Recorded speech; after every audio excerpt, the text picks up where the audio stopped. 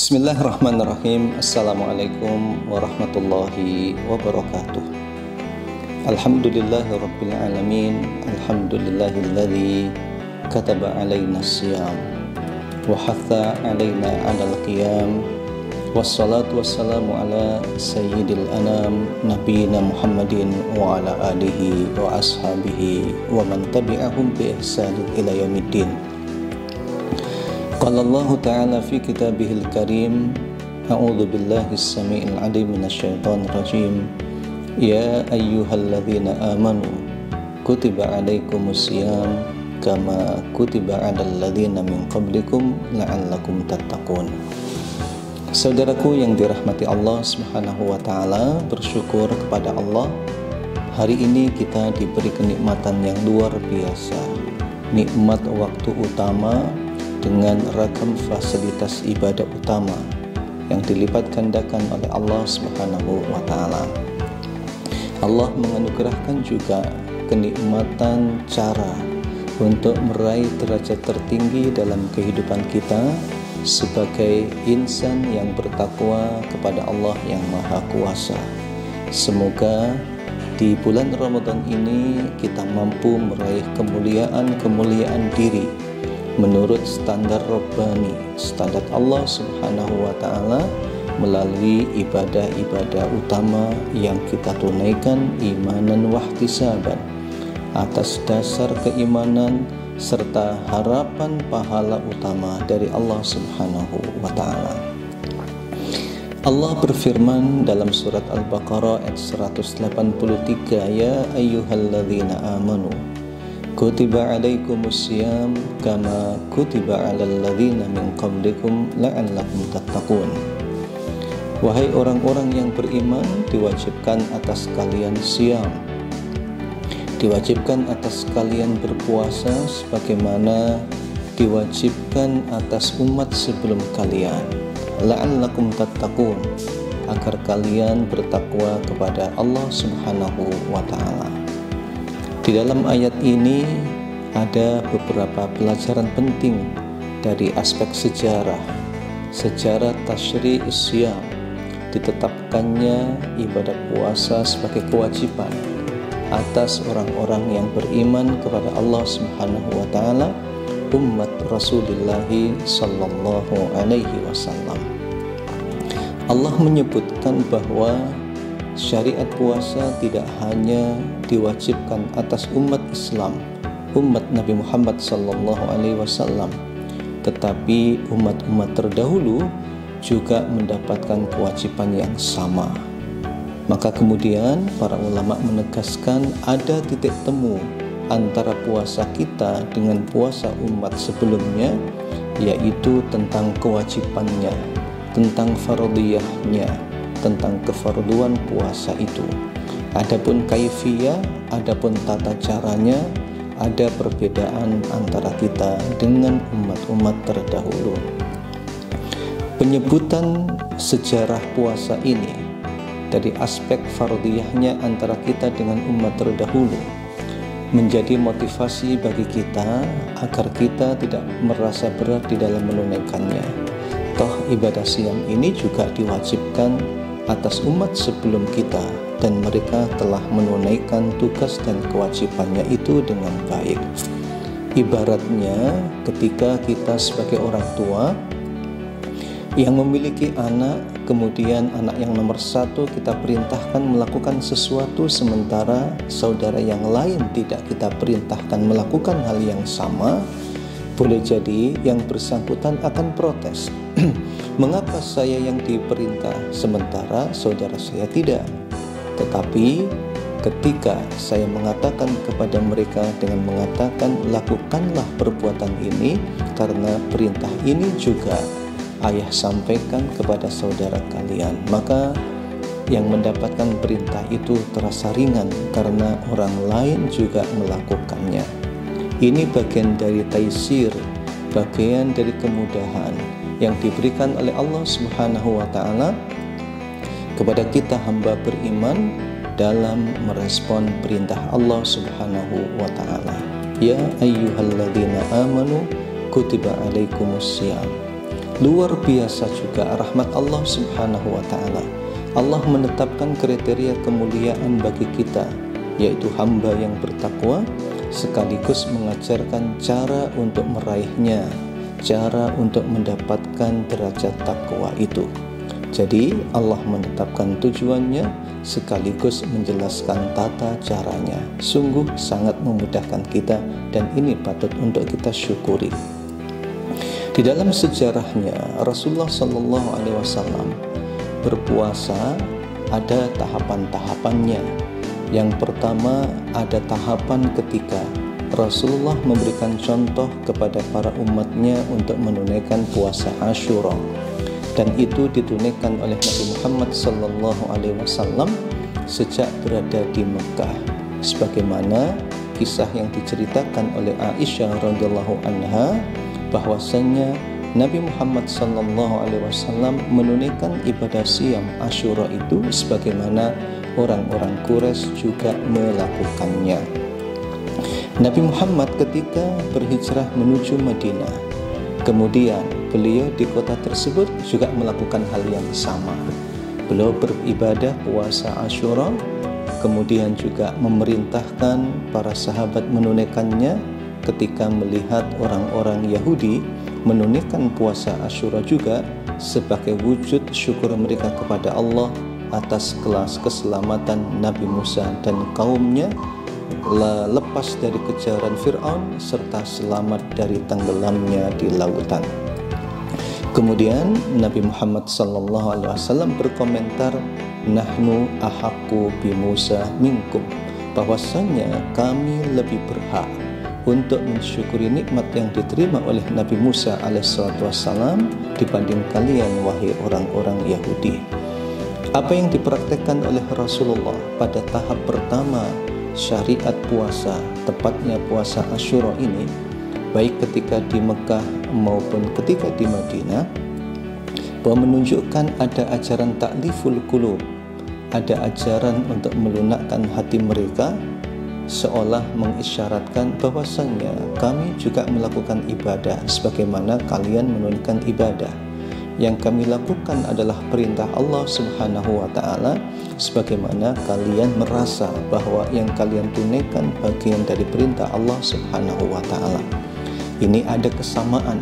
Karenanya ketika aku datang membawa risalah baru, ayo bersama-sama untuk menjadi hamba Allah yang sejati dengan Islam yang diturunkan sebagai agama terakhir oleh Allah Subhanahu wa ta'ala. Puasa Asyura menjadi kewajiban pertama Rasulullah SAW serta kaum muslimin pertama pada saat itu. Ketika Nabi Muhammad SAW memasuki kota Madinah, beliau juga menunaikannya seperti yang diceritakan oleh Aisyah radhiyallahu anha tadi. Kemudian selang beberapa bulan ketika Nabi berada di kota Madinah, turun firman Allah Subhanahu wa ta'ala yang memerintahkan untuk menunaikan ibadah puasa, tepatnya pada tahun kedua Hijriah atau setelah Rasulullah SAW berpindah dari kota Mekah menuju kota Madinah. Saudaraku yang dirahmati Allah Subhanahu wa ta'ala, ketika turun ayat yang memerintahkan berpuasa, Nabi Muhammad SAW memberikan pilihan kepada para sahabat untuk berpuasa Asyura atau tidak menunaikannya. Puasa Asyura awalnya menjadi sebuah kewajiban, kemudian berubah menjadi pilihan. Bagi kaum muslimin yang menginginkan puasa Asyura silakan, bagi yang tidak tak masalah. Ada kewajiban baru, ada perintah baru yang diturunkan oleh Allah Subhanahu wa ta'ala kepada Nabi Muhammad SAW dan para sahabatnya.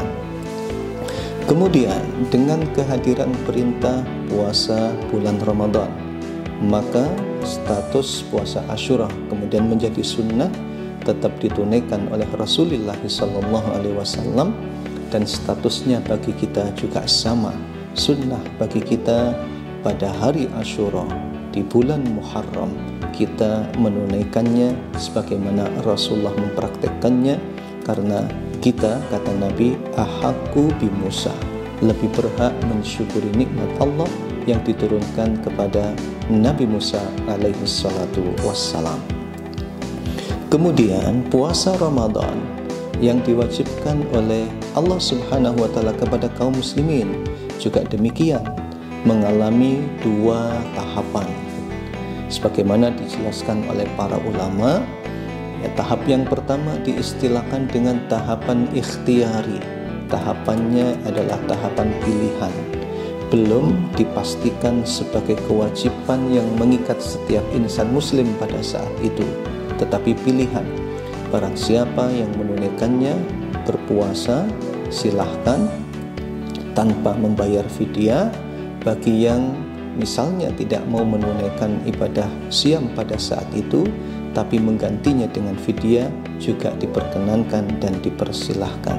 Sifatnya ikhtiyari atau pilihan. Kemudian setelah kaum muslimin merasa nyaman dengan ibadah siam, mereka menikmati betul nuansa Ramadan, mereka kemudian terlihat siap untuk mengemban kewajiban, maka kemudian Al-Quranul Karim menegaskan, faman syahida minkumus syahra falyasum, barang siapa menyaksikan bulan suci Ramadan hadir dalam kehidupan mereka, falyasumhu, hendaknya mereka menunaikan ibadah puasa.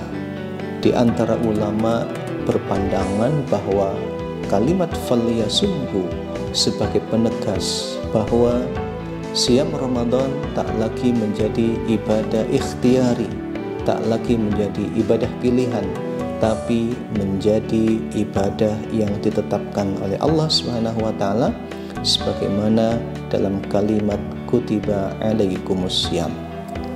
Saudaraku yang dirahmati Allah Subhanahu wa taala.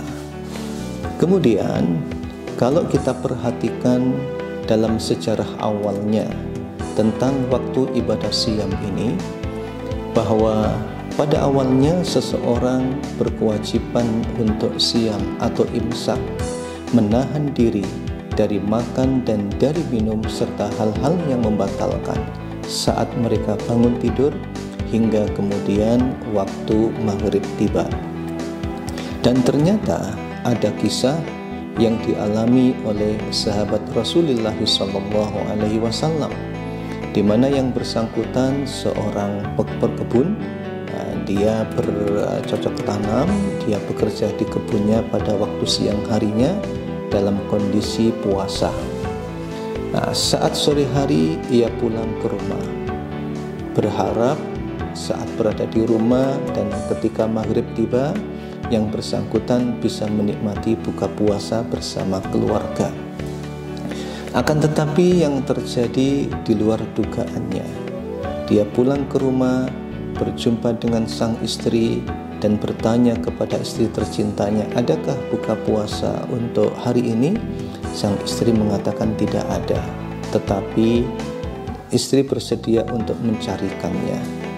Hanya saja yang kemudian terjadi adalah saat istri pergi mencari makanan untuk buka puasa, suaminya tertidur lelap.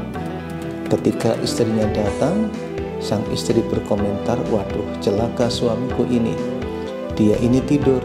Nanti kalau dia bangun tidak mungkin menikmati buka puasa. Karena kriteria puasa itu ditetapkan saat seseorang bangun tidur hingga kemudian yang bersangkutan memasuki waktu maghrib. Nah, hal seperti ini memberatkan bagi para sahabat Nabi SAW.